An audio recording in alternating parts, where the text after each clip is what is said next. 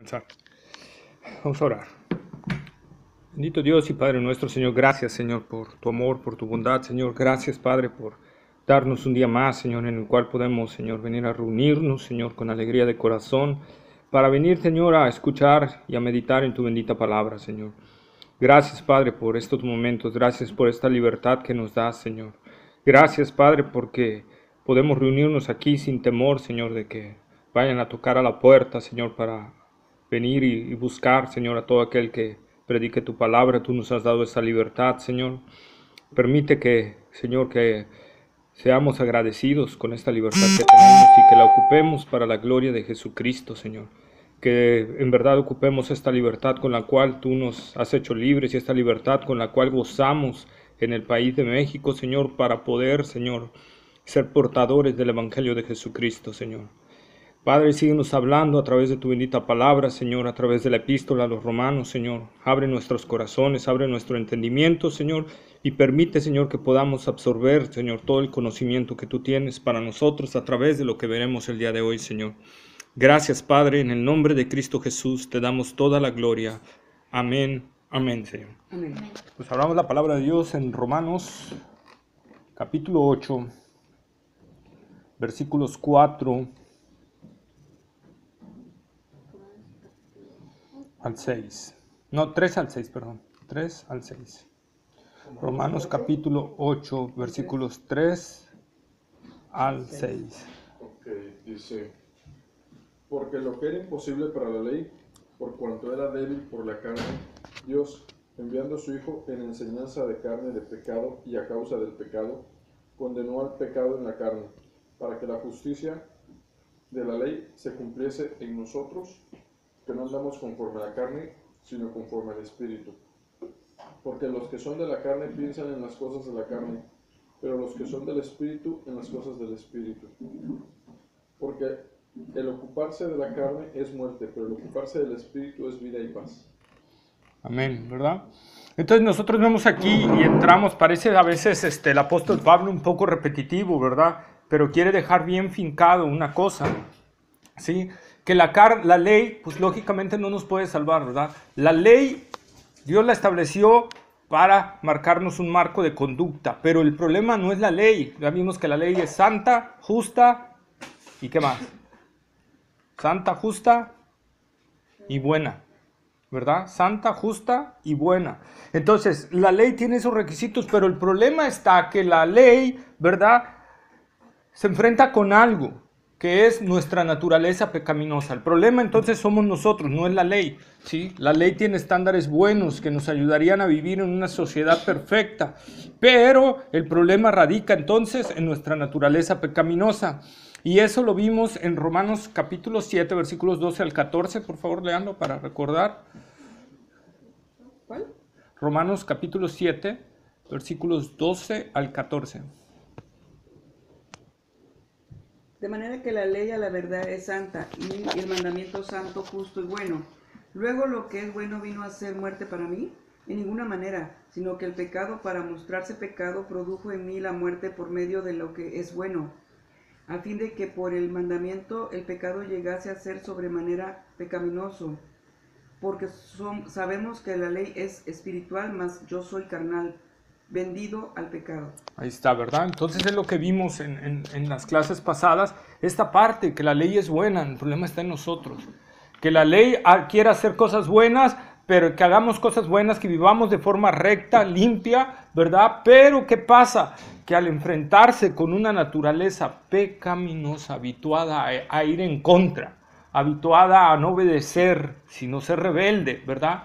Entonces, ¿qué sucede? Pues lógicamente produce en nosotros una reacción contraria a la ley y hace que nosotros nos rebelemos entonces contra la ley de Dios, ¿verdad? Esa es la naturaleza normal de nosotros. Por eso el apóstol Pablo dice, ¿verdad?, en Corintios, que el hombre natural no puede percibir las cosas que son del Espíritu. ¿Por qué? Porque está muerto espiritualmente, ¿sí? Así como un muerto hoy en día no puede percibir nada. Tú puedes ir a un cementerio, ¿verdad?, y hablarle al muerto de matemáticas y te va a contestar. No, y si te contesta, pues nos morimos ahí, ¿verdad?, también del susto. No te va a contestar, ¿verdad? No va a contestar estando el muerto. Decía por ahí un maestro un día de teología, ¿verdad? Que le dijo a sus alumnos, quiero que hoy vayan y pateen una tumba. Y me regresen y me digan qué sucedió mañana. Y regresaron, ¿no? ¿Y qué sucedió? Oh, pues nada más nos dolieron los pies y todo. Ok, ahora vayan y háblenle bonito al muerto. Y me regresan mañana y me dicen qué sucedió. Y todos extrañados, ¿no? Pero van y hablen. ¿Qué sucedió? No, pues nada, maestro, pues nada, empezamos a hablar bonito, pero no sucedió nada. ¿Por qué no sucedió nada? Pues porque está muerto. Bueno, pues eso precisamente es la vida espiritual. El hombre natural no puede entender las cosas de Dios y para él son pura. Por lo tanto, cuando la ley de Dios viene a su vida o viene a la vida de nosotros, cuando no estamos, ¿verdad?, nacidos de nuevo, entonces, ¿qué sucede? Pues lógicamente, o sea, esto es de lo común. O sea, amar a Dios más que todas las cosas, no tener ideas, ¿qué es eso? Entonces, porque no puede discernirlo, no puede utilizar el discernimiento espiritual, nada más puede utilizar el discernimiento carnal, ¿verdad? Pero ese no le va a llevar a entender las cosas de Dios, ¿sí? Por eso es que nadie puede ser salvo por guardar la ley, porque absolutamente nadie puede guardar la ley. Santiago capítulo 2, versículo 10.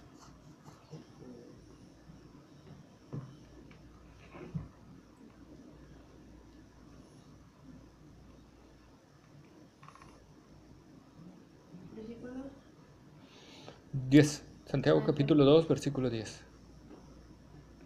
Santiago 2, 10. Porque cualquiera que guardare toda la ley, pero ofendiere en un punto, se hace culpable de todos.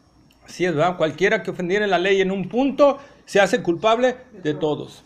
Por eso la ley no puede salvar.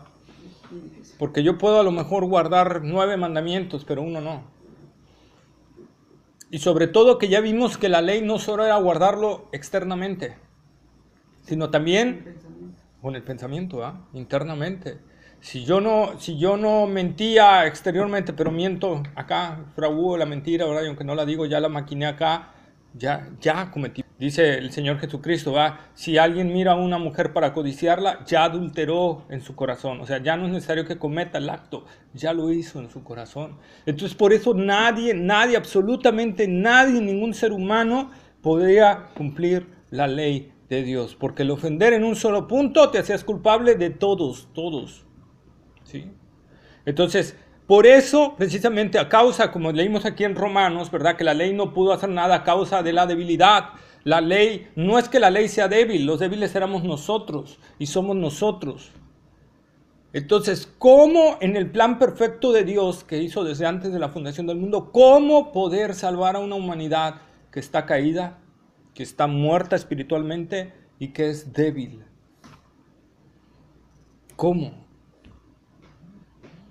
Solamente Dios. O sea, con el Espíritu Santo. Solamente Dios con el Espíritu Santo. Pero ¿cómo Dios podía darle el Espíritu Santo a alguien que fuera pecador? Dios no podría hacerlo porque el Espíritu Santo es santo. Entonces, ¿qué dio en el plan de Dios? Lo que nosotros todos sabemos, ¿verdad? El sacrificio de Jesucristo. Por eso Él envió al Mesías. Hechos capítulo 13, versículos 38 al 39. Hechos capítulo 13, versículos 38 al 39. Bueno, 13.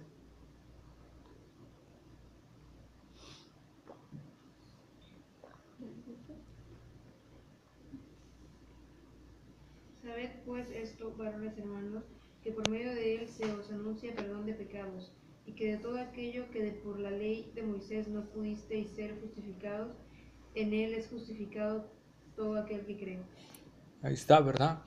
Por la ley nadie pudo ser justificado, por la ley de Moisés nadie pudo ser justificado, pero en Cristo Jesús todos son justificados los que creen en él, ¿verdad? En sí, el versículo 3 que leímos ahorita de Romanos 8:3, ¿verdad? Es un versículo que habla de la sustitución. De la sustitución que hubo en la cruz del Calvario. Que Cristo fue el sustituto, el que tomó nuestro lugar allí en la cruz. ¿Sí? El que pagó la condenación y la maldición ahí en la cruz del Calvario. El que llevó nuestras iniquidades y nuestros pecados ahí, ¿verdad? Él fue el sustituto perfecto y aquí empieza a hablar Romanos este detalle de la sustitución.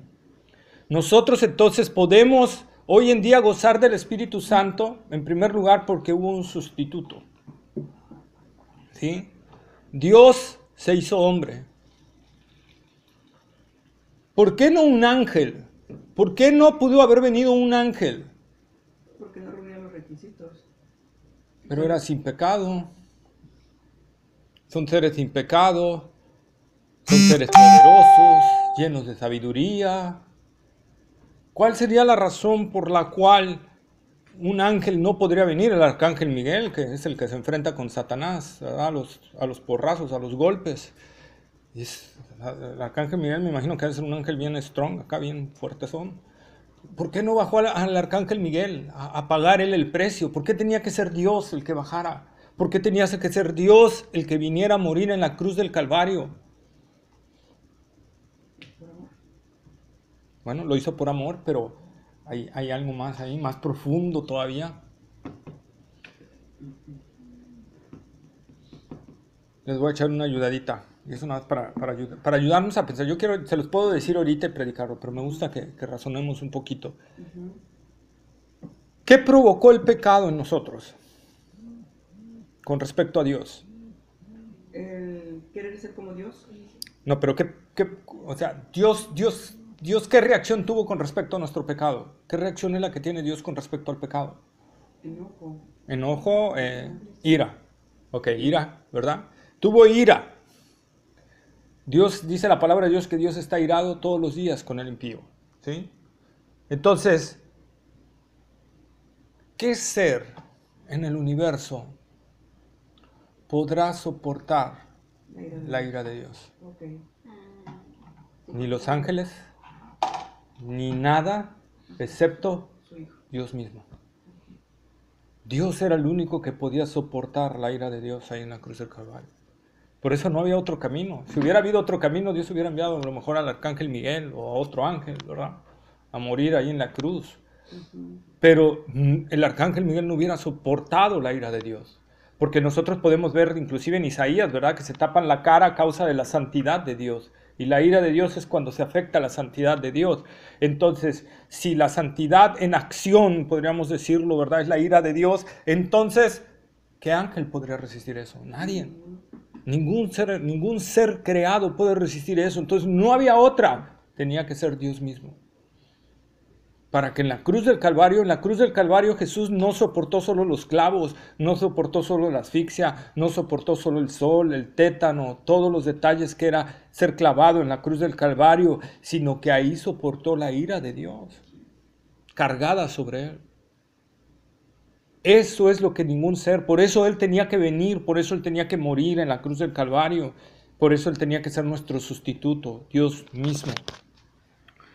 Romanos capítulo 3, versículo 25, por favor.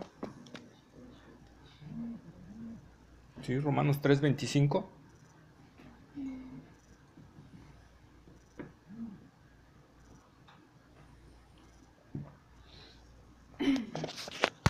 A quien Dios puso como propiciación por medio de la fe en su sangre para manifestar su justicia a causa de haber pasado por alto en su paciencia los pecados pasados. ¿Verdad? ¿Qué dice la palabra? Que Dios lo puso, ¿a quién? A Jesús, ¿verdad? A su Hijo. Como propiciación por nuestros pecados. La propiciación nos habla del propiciatorio. ¿Qué era el propiciatorio? Una tabla que estaba en el lugar santísimo, que cubría el arca. Y adentro del arca estaba la ley de Dios y la vara de Moisés. Entonces, esa tabla era el propiciatorio. Entonces, ahí el sumo sacerdote una vez al año rociaba sangre. ¿Simbolizando qué? La venida de Jesucristo. No, O sea, el sacrificio de Jesucristo. Ajá, para era un tapar nuestros pecados. Exacto, era un simbolismo, ¿verdad? Pero ¿qué era ahí en ese momento? Ese era un simbolismo hacia el futuro. Pero en ese momento, ¿qué significaba? Que cubría los pecados, ¿verdad? De la ley de Dios. Por eso la ley de Dios estaba abajo. ¿Sí? Cubría los pecados de la ley de Dios. Por eso ahora el apóstol Pablo aquí en Romanos 3 dice que Él es la propiciación. O sea, Él es el que cubre, limpia nuestros pecados, ¿verdad? ¿A causa de qué? De que Dios pasó por alto los pecados en la antigüedad, antes de Cristo. ¿Qué quiere decir esto que Dios pasó por alto los pecados? Que Dios no castigaba, Dios no enviaba juicios. Sí enviaba juicios, pero no volvió a enviar destrucción sobre la tierra. Entonces Dios pasó por alto a causa de su paciencia, dice la Escritura, ¿verdad? Teniendo paciencia, ¿por qué? Porque sabía que Él había ya determinado un momento donde Cristo Jesús iba a morir en la cruz del Calvario, ¿verdad? Y desde ahí empezaba el plan de salvación para toda la humanidad. Entonces, eso es lo que nos está enseñando Pablo. Primera de Juan, primera carta del apóstol Juan, capítulo 2, versículo 2. Primera de Juan. Primera de Juan, capítulo 2, versículo 2. Primera de Juan 2:2. 2:2. Dice, y Él es la propiciación por nuestros pecados, y no solamente por los nuestros, sino también por los de todo el mundo. Ahí está, ¿verdad? Y Él es la propiciación por nuestros pecados, ¿verdad? Por nuestros pecados. ¿A quién se está refiriendo ahí? A los cristianos. Y Él es la propiciación por nuestros pecados. Y no solo por los nuestros, sino por los de todo el mundo. ¿Qué quiere decir esto? Que Cristo Jesús murió en la cruz del Calvario para dar oportunidad de salvación a todo. Por eso Juan 3:16 dice, porque de tal manera amó Dios al mundo que ha dado a su Hijo unigénito para que todo aquel que en Él cree no se pierda, sino tenga vida eterna. Jesucristo murió en la cruz del Calvario por toda la humanidad. Por toda la humanidad. Pero solo ese sacrificio es eficaz en aquel que cree. El que no cree, bye, no sirve. No ha aceptado el sacrificio de Cristo, ¿verdad? Pero si lo acepta, va a ser acepto delante de Dios. Por eso es que nadie en el día del juicio podrá decirle a Dios, ¿verdad? Porque muchas veces con la doctrina que ya hemos enseñado, la doctrina de la soberanía de Dios en la salvación, que Dios ya escogió a gente desde antes de la fundación del mundo y todo eso, y algunos que se van a un extremo de decir que Cristo solo murió por los escogidos, ¿verdad? Si fuera así, en el día del juicio final, en el día del juicio del gran trono blanco, la gente tendría algo que decirle a Dios. ¿De qué me serviría arrepentirme si no murió Cristo por mí? Porque de embalde sería arrepentirnos si no hubiera muerto Cristo en la cruz del Calvario. Y si Cristo nada más murió por los escogidos, entonces, ¿de qué me sirve arrepentirme? ¿De qué me iba a servir? Pero no le van a poder decir eso a Dios. ¿Por qué? Porque Cristo murió en la cruz del Calvario por todos. Por eso debemos de predicarles a todo mundo el Evangelio. A todos. ¿Verdad? Sabremos que no todos responderán. ¿Por qué? Porque Dios tiene que obrar en el corazón. Porque si no, el hombre no viene a Dios. No viene a Dios. Dios tiene que obrar en nosotros. Nosotros amamos a Dios, ¿qué dice Juan? Porque Él nos amó primero. Esa es la verdad en nosotros. Primera de Juan, capítulo 4, versículo 10. Primera carta del apóstol Juan, capítulo 4, versículo 10.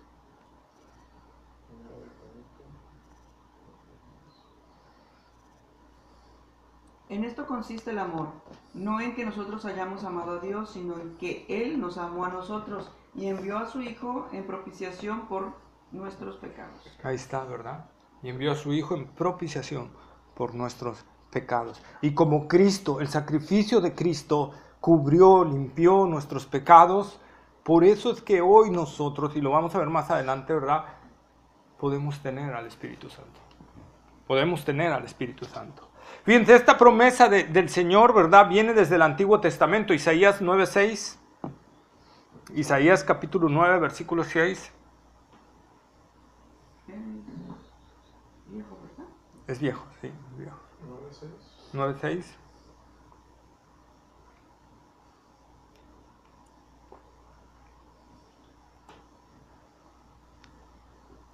Porque un niño nos es nacido, hijo nos es dado, y el principado sobre su hombro, y se llamará su nombre admirable, consejero, Dios fuerte, Padre eterno, príncipe de paz. Ahí está, ¿verdad? La profecía del nacimiento de Jesucristo.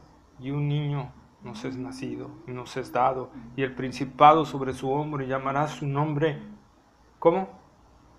Admirable. ¿Se acuerdan cuando se le apareció el ángel de Jehová a Josué Y Josué le preguntó, ¿cuál es tu nombre? ¿Y qué le respondió el ángel de Jehová? ¿Por qué preguntas por mi nombre que es admirable?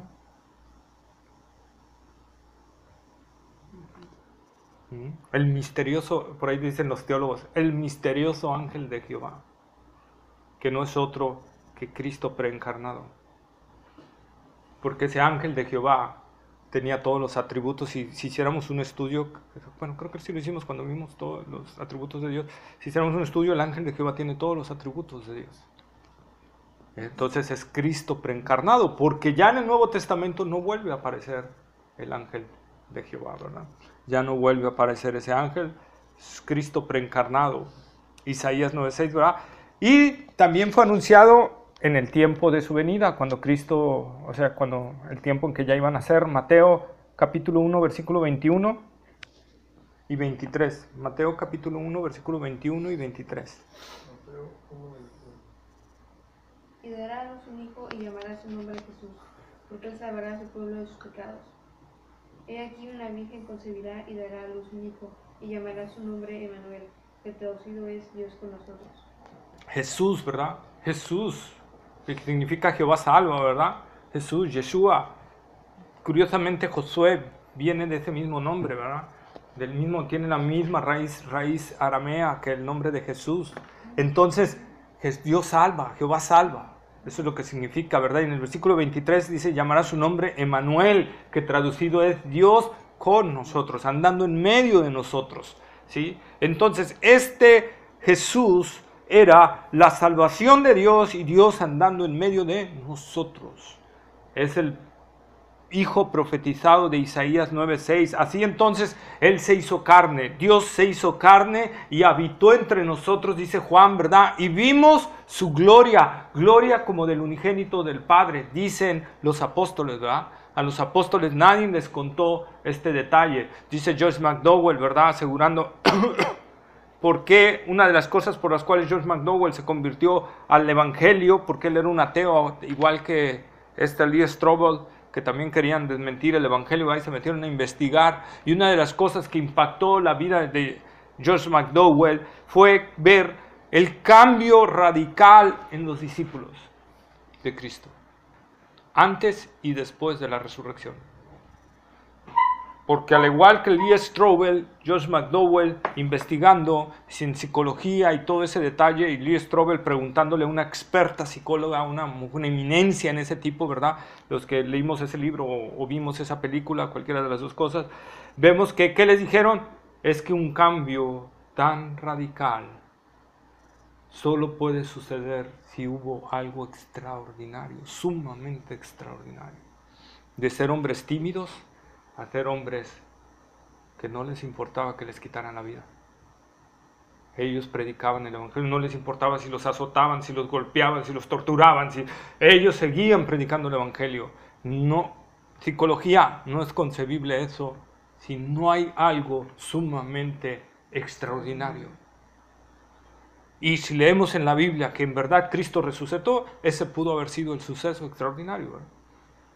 Y eso es lo que llevó a George McDowell a también a postrar sus pies ante el Señor Jesús y recibirlo como Señor y Salvador, ver esta parte. Por eso Juan, ¿verdad? Dice, y vimos su gloria. Gloria como del unigénito del Padre, lleno de gracia y de verdad. Y habitó entre nosotros. Esa es la maravilla. Dios vino a hacerse hombre.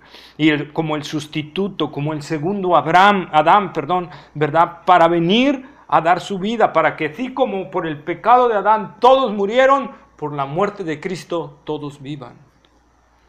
Todos vivan, todos los que creen en Él puedan vivir así, ¿verdad? Romanos capítulo 5, versículo 6. Romanos 5, 6.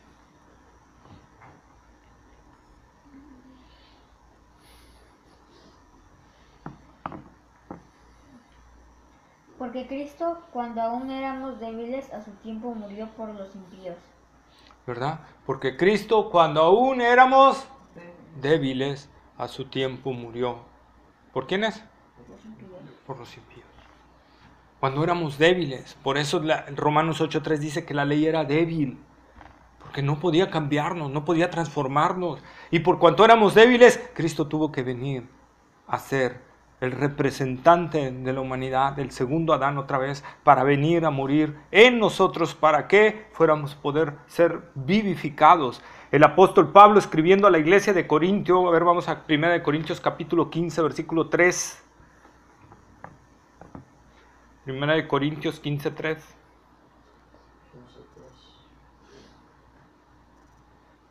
Dice, porque primeramente os he enseñado lo que asimismo recibí, que Cristo murió por nuestros pecados conforme a las Escrituras.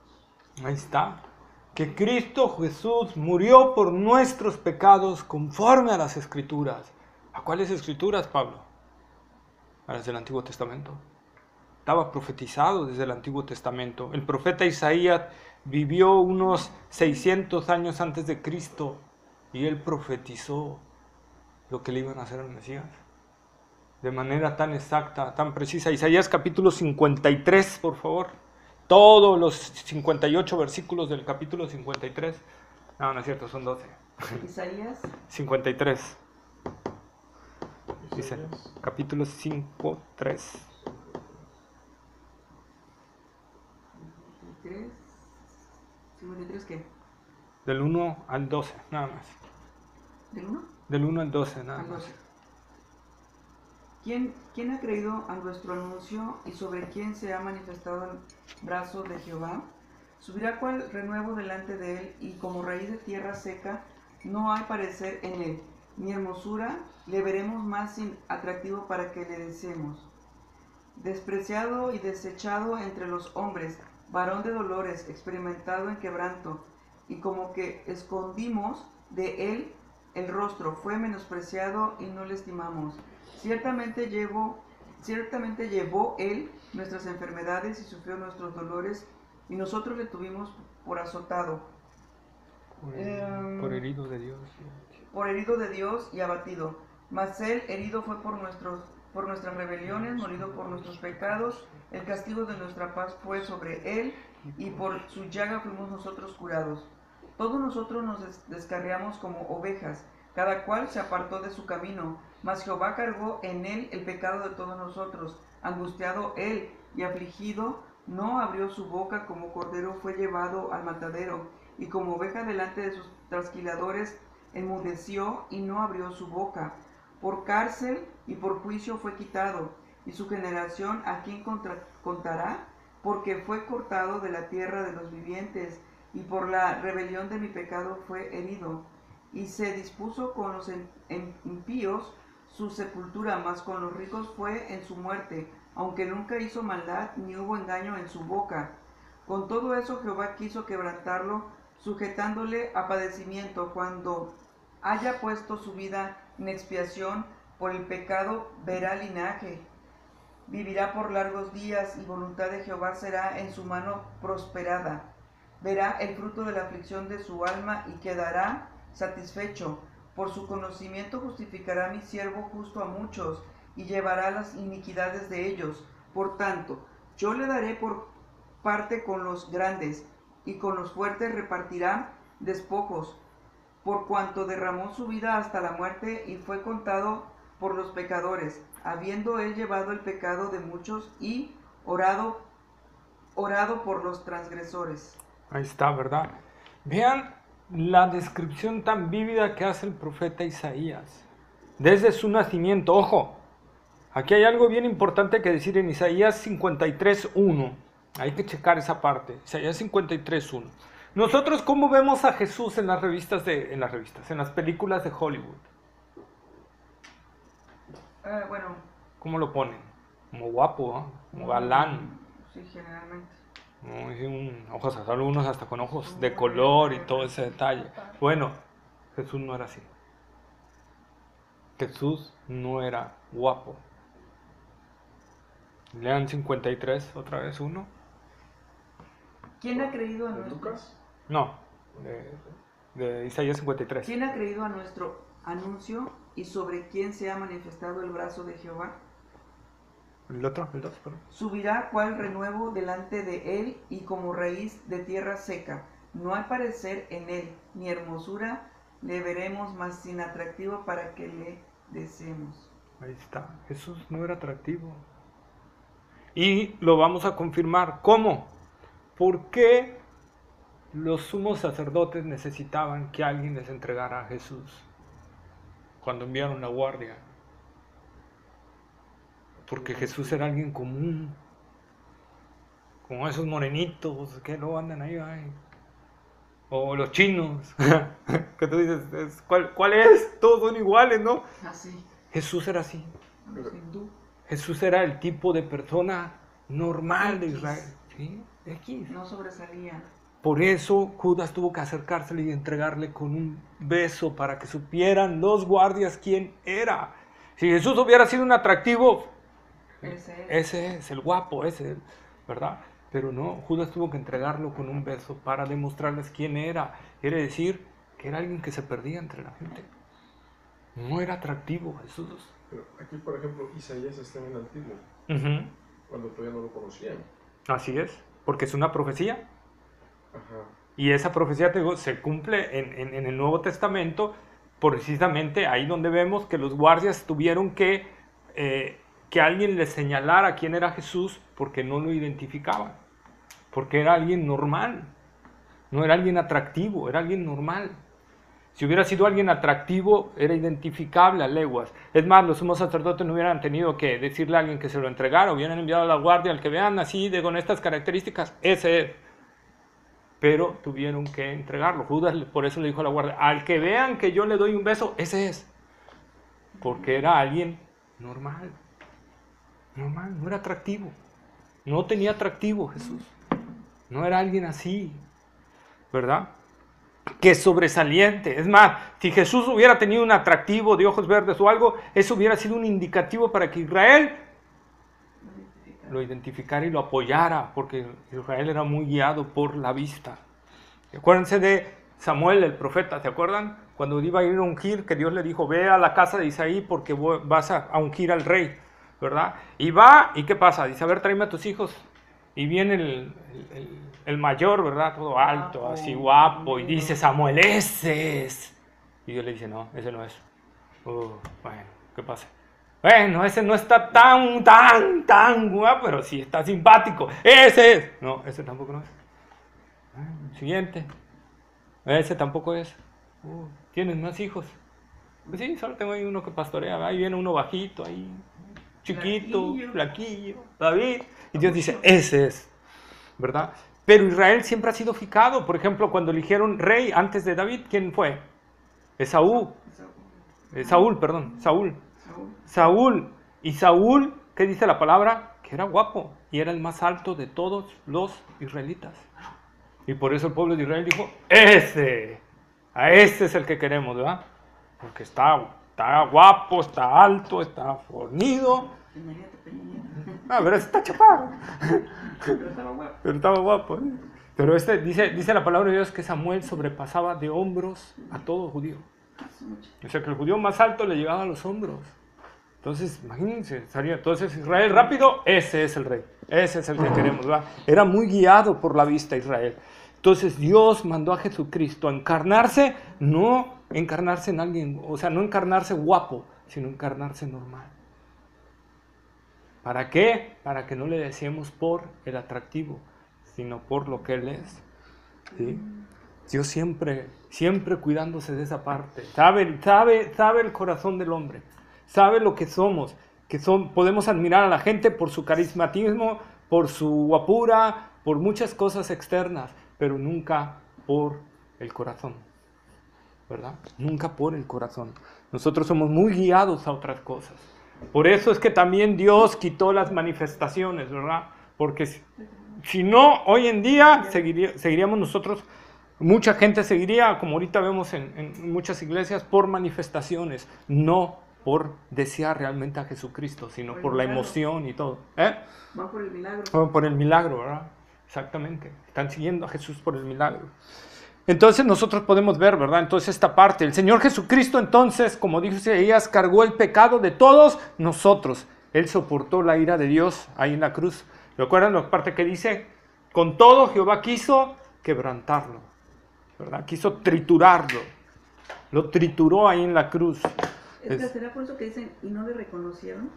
O sea, cuando dicen que no reconocieron a su Mesías, ¿no? ¿Será por eso, por nada más por lo físico, que no era... Una, que no era guapo. Ujú. Dos, que no nació en un lugar de lujo? de lujo. No era el Populus. Fue un hijo de un carpintero. Que lo acusaban de ser hijo ilegítimo. Ujú. ¿Sí? O sea, tenía todas las características para ser rechazado. Entonces, por eso es la cuestión, sí, tenía mucho que ver. Y aún así, cuando vieron los milagros y todo, ya se iban hacia eso, ¿verdad? Pero, ¿qué es lo que querían con el fin de los milagros? Que derrotaran